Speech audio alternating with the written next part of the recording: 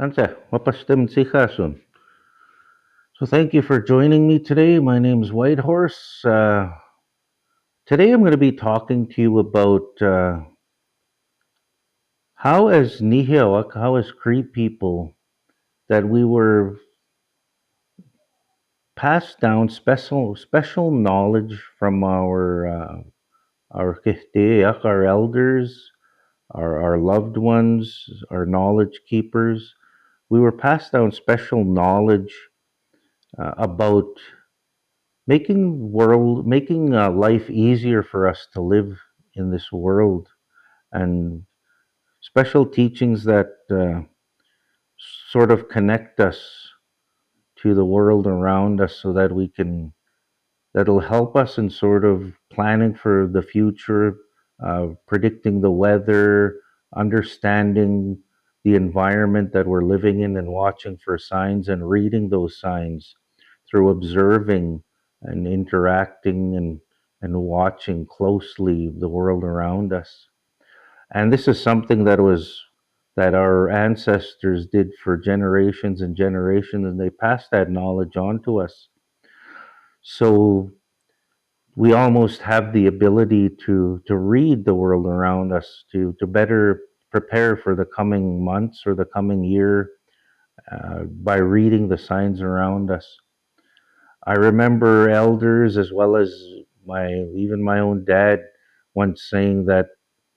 the environment around us or the world around us, the bush out in the bush, is like a book that you can read, and if you learn how to read that book, then you can see the story of what's happened and what's happening around us and what's going to happen around us just by reading those signs and understanding how to read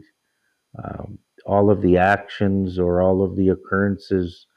in the world around us, like out in the bush. Being able to read the tracks, the signs, where the what the leaves are doing, what the plants are doing, and sort of learning how to read that to help us to live better and easier and to plan ahead. So our Chitihiak, our elders, uh, teach us that there's always signs to be read and to look out for these signs, because as Nihiawak, we understand that most of these teachings that we're given are really in context, which means that a lot of them, we are only reminded of them when we're actually out in the bush or in the environment, and we sort of see the sign. Then we remember, okay, yeah, that sign means this, or that this is coming. So it's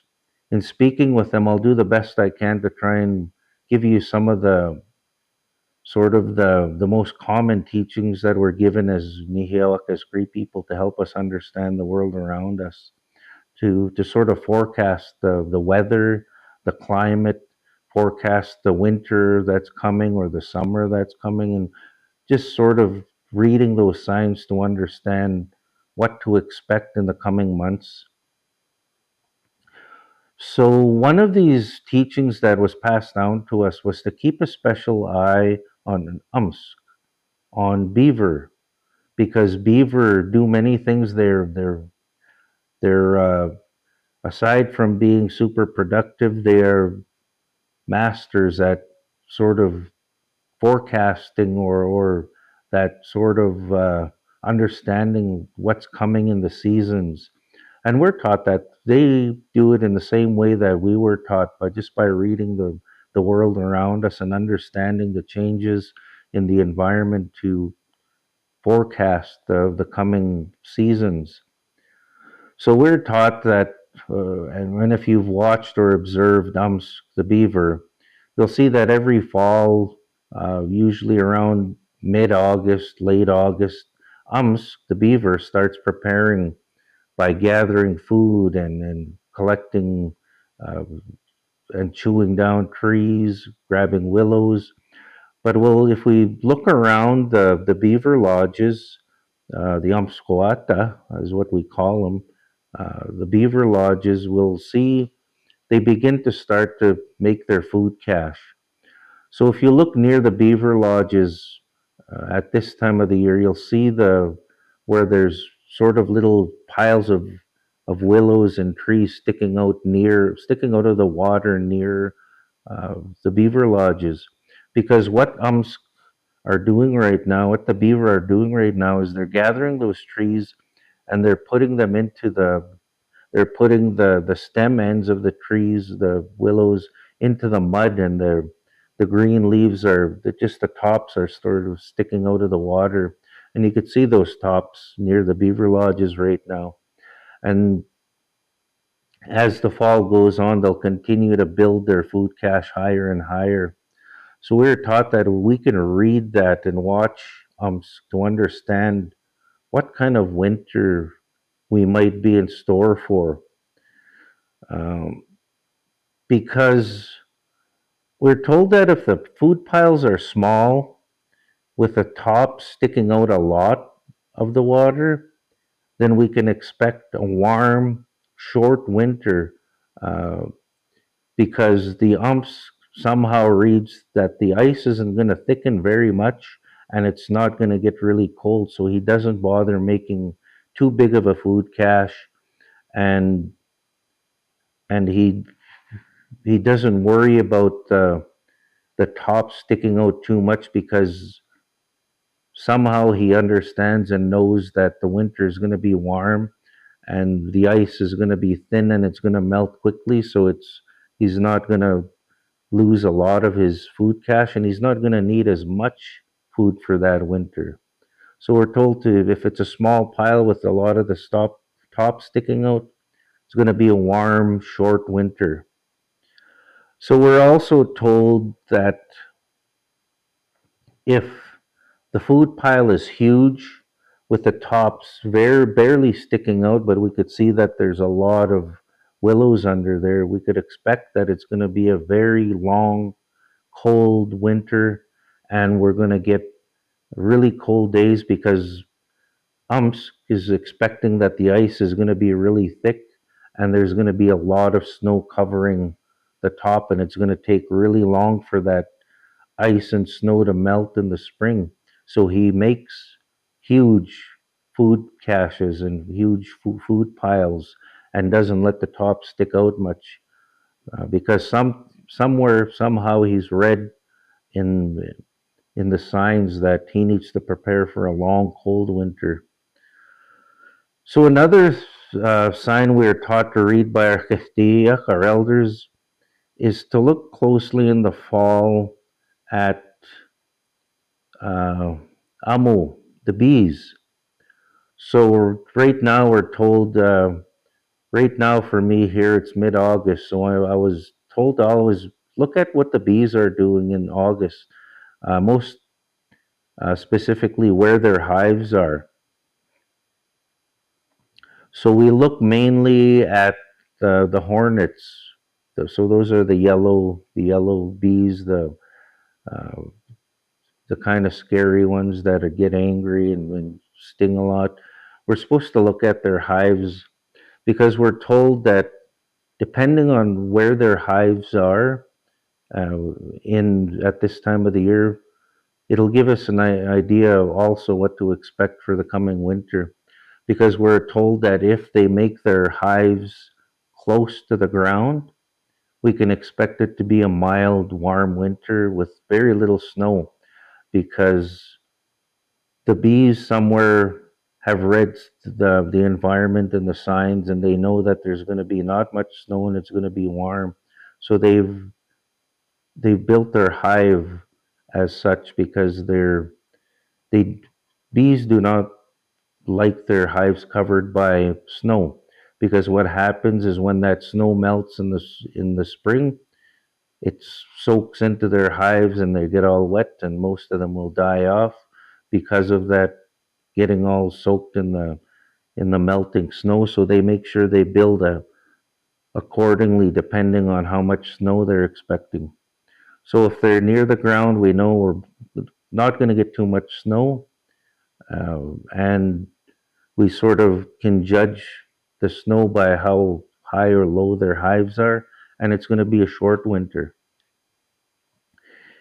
we're taught that if their hives are really high in the trees, we can expect that it's going to be a really cold, long winter, and that we're going to get a lot of snow. Uh, if we see those hives way up in the trees and they're high up. So the other bees that we're told to watch is the bumblebees in at this time of the year for me here, mid-August, because normally with bumblebees, what they'll do is they don't actually build a hive, but what they'll do is they'll burrow into the ground, either using an old mouse burrow or other crack in the ground that they can find, and that's where they'll make their nest under the ground in those little burrows they find, or they'll make them in a rotten dead tree, either in the cracks of the tree or in the hollow of a dead rotted tree that's still standing. We're taught depending on where those bumblebees are making their hive, it'll tell us about the coming winter or the coming weather as well. If they're building their hives in the ground, then we can expect that it's going to be dry. And if it's during the summer or the spring, we can expect that there's going to be very little rain because they've read something in the environment that tells them it's going to be dry enough for them to burrow into the ground, and they're not going to get covered by water or rains. So it's going to be dry. If it's near the fall, preparing for the winter, it tells us if they go into the ground, we can expect that it's going to be a very warm winter, mild winter with very little snow. Because again, the bees are expecting that once they hibernate in their nests, if it's in the ground, they're expecting that once the snow melts, it's not going to fill up their nests with water and flood them out. So somewhere in the environment they're planning for this. However, we're told if they're making their nests in the trees, in the hollow trees, especially kind of high up,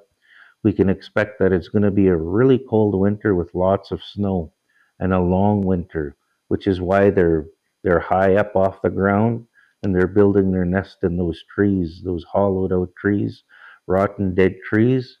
because they're planning that they don't want to be covered by snow and getting wet in the deep snow. So they make sure that they're high off the ground with their nests. So with other animals as well, with even just with weather, there are some common teachings that we were given, like we're told to watch mistatim, the horses. Those who grew up with horses or have horses around, we're always taught that if our horses or mistatim has his head down and he's standing in one spot, we can expect that there's a storm coming. And we can even tell the direction of the storm because what Mistatim does is through reading the signs around, he'll prepares. So he puts his head down, hangs his head down, and he'll face his tail toward the storm so that his back is toward the storm and his head is out of the storm, hanging down. So we can tell a storm is coming, whether it's a snowstorm or whether it's a rainstorm. We know that if we see him doing that, we know that he knows a storm is coming, so it tells us to prepare for a storm. So another thing is with atim, dogs. Those that grew up with dogs or have dogs around, we're always taught that you can tell by how a dog sleeps what the weather is going to be like. If your dog sleeps curled on the ground and he has his nose or his chin above his leg when he's curled up, then you can expect that it's going to be nice and warm and it's going to stay mild for a while, at least the next few days. However, as soon as you see him tuck his face under his hind leg, sort of covering his head with his hind leg, we're told you can expect a storm is coming or it's going to get really cold and our dogs are trying to tell us this. So when they sleep, if their head is tucked under their leg, you know that weather change is coming, and that's why he's sleeping like that. So those are some of the common things we're taught as Nihiawak to watch for with climate and with weather, and being able to sort of predict what's coming ahead and to prepare for that. So those are, like I said, those are some of the common ones. And hopefully you can go out and talk with our kihtiyak, talk to the elders, and they'll tell you other signs that you could read. Because like I said, as people who are passed down knowledge like this, quite often we don't remember that knowledge until we're actually doing something, or if we're in the bush and then we see those signs, we could talk about them then. But I just wanted to share some of the more common ones with you. I hope you learned something new today, something new and interesting, and I hope you go out and continue to learn from our kihtiyak, our elders, and and carry on the knowledge that was passed to us. Tinanas kom tinawakah kiyaw. Hay hay.